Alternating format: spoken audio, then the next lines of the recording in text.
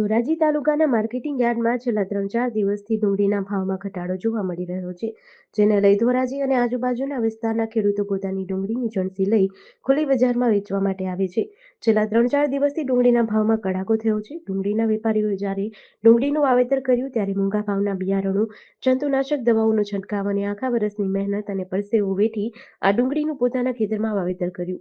ખેડૂતોને આશા હોય છે કે જણસી જો માર્કેટિંગ યાર્ડમાં વેચવા જશું તો સારા ભાવ મળશે, પણ ખેડૂતોએ જે વિચાર્યું તેના કરતાં અલગ જ પરિસ્થિતિ છે. ધોરાજી માર્કેટિંગ યાર્ડમાં 3-4 દિવસથી ડુંગળીના ભાવમાં ઘટાડો થયો છે. ભાવમાં મણના 200 થી 250 રૂપિયા જેવો ડુંગળીના ભાવ બોલાઈ રહ્યા છે. ખેડૂતોને ભારે નુકસાની વેઠવાનો વારો આવી રહ્યો છે. ત્યારે માર્કેટિંગ યાર્ડમાં ડુંગળીની અઢળક આવક થતા ધોરાજી માર્કેટિંગ યાર્ડમાં આવી રહી છે. વધુ આવકને લઈને ભાવમાં ખાસો ઘટાડો થતા ખેડૂતો મુશ્કેલીમાં મુકાયા છે. મારું નામ રસિકભાઈ ખોડાભાઈ તેજાણી, ગામ રંગપટ, તાલુકો જામકંડોરણા. અમે ડુંગળી લઈને આવ્યા છીએ. હવે ભાવમાં બહુ નબળું છે. 200-250 રૂપિયા માન ભાવ મળે અને આ 10 દિવસ પહેલા 500-600-700 લગીને જતી, એને બદલે ભાવ હાવ નીચા કરી નાખ્યા છે. હવે ખેડૂતોને હાવ પોહાય એમ નથી.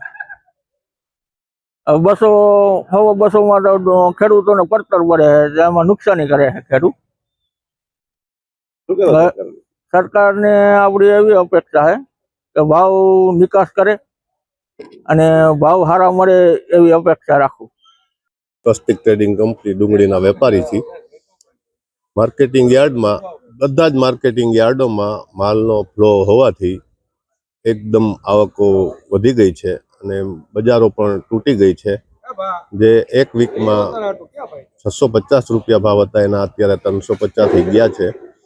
હવે વેપારીઓને પણ પડતર નથી લાગતી આ ભાવમાં, કારણ કે ઉપરના બધા પીઠાઓમાં માલનો ભરાવો બહુ જ છે. ખેડૂતોને એટલી વિનંતી કે માલ કાચો પાકો ના લઈ આવે. આનાથી બહુ બજાર ડાઉન જવાની શક્યતા નથી. જેથી કરીને સરસ માલ ગ્રેડિંગ કરીને લઈ આવશે તો એને પાછા આ ભાવ મળી શકશે, વ્યાજબી ભાવ. મારું નામ દિનેશભાઈ રતિભાઈ કોંડલિયા, મોણિયા, ગામ મોણિયા, તાલુકો વિસાવદર. વિસાવદરથી ડુંગળી લઈને ધોરાજી આવ્યા છે. ત્યાં પણ આવક બહુ છે અને ભાવ મળતા નથી. 200 થી 250 રૂપિયા માન કરીને ખેડૂતોને ભાવ મળે છે. સરકાર પાસે એવી નમ્ર વિનંતી છે કે ફરીથી નિકાસ ચાલુ કરે તો ખેડૂતોને 5 પૈસાનો ફાયદો થાય એવી નમ્ર વિનંતી છે. શું ભાવ મળવા છે ને અત્યારે કેવા નુકસાની થાય?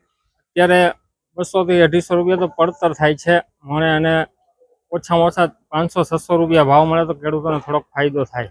ધોરાજી એપીએમસી યાર્ડ આજે ડુંગળીની આવક 7000 કટ્ટા ગઈકાલે હતી, એમાંથી 3500 કટ્ટાની હરાજી થઈ છે. આજે 130 થી માંડી ઉપરમાં 350 રૂપિયાના ભાવ રહેલા છે.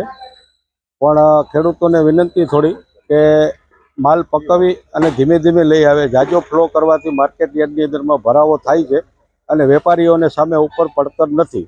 બધી મંડીઓની અંદરમાં ચિકાર આવક હોવાથી માલ થોડો ધીમે ધીમે લઈ આવે તો ખેડૂતોને પોષણક્ષમ ભાવ મળે અને વેપારીઓને પડતર થાય એ પ્રમાણે માલ લઈ શકે, જેથી કરીને આ માર્કેટ ટકી શકે.